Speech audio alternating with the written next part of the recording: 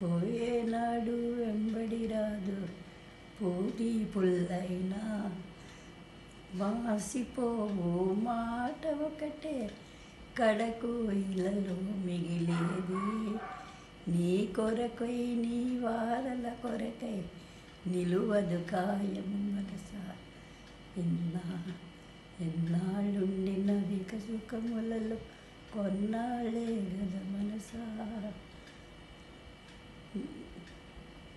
నీ కొరకై నీ వారల కొరకై నిలువదు కాయము మనసా. ఏమిటో మర్చిపోయింది పెద్ద పాట. యోగి వేమని పాడతాడు. ఆఖరికి గోచి కూడా ఇప్పిస్తాడు. ఈ తొడలు ఇలా పెట్టుకుంటాడు. వేడి వేశాడు వేమన. నాగయ్య జల్షా గారిని దాని ఇంటికి వెళ్ళిపోయి పువ్వులు పట్టుకెళ్ళి దానికి ఇలాగ పూజలు చేసి మల్లెపూలు దానికి తొడుగులు తొడిగి ఇల్లు పట్టడు. ఆ కూతురు చూసావా యోగి వేమన నువ్వు చా చా చా చా అని ఎంత పిలిచినా వినిపించుకోడు.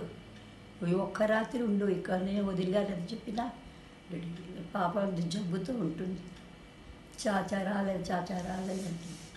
వెళ్ళిపోతాడు. వెళ్ళిపోయి ఆ జబ్బుతో సాయంత్రానికి వెళ్ళిపోతాడు. ఇలా ఉండగా అక్కడ సాయంత్రానికి ఉండగా ఇది చచ్చిపోయింది. పొద్దుట వస్తాడు. వచ్చేస్తే చచ్చిపోయింది. జ్యోతి దాని పేరు. అప్పుడు ఇంకే నా బతుకు అనుకుని ఆ బట్టలన్నీ ఇప్పి పారేస్తాడు. నేకెట్ అయిపోతాడు. గోచి కట్టుకుని ఉంటాడు. ఆ శ్మశానానికి వెళ్ళిపోయి అది ఏదో పాట ఉండేది. ఆ కంటిలో పాప ఈ కంటిలో పాప ఏదో వెలిగిస్తుందని పాడతాడు. బాగుంటుంది పాట. అయిపోయిన తర్వాత అక్కడికి ఎందుకు ఈ కళ్ళు అంటాడు. ఆ కార్టిస్టంలో కొరకలు తీసి కళ్ళు రెండు పొడి తీసుకుంటాడు. ఎంత పని చేశాను నేను అని అందరూ వస్తారు చూస్తారు. అలా చూస్తుండగా జ్యోతిలా వస్తుంది.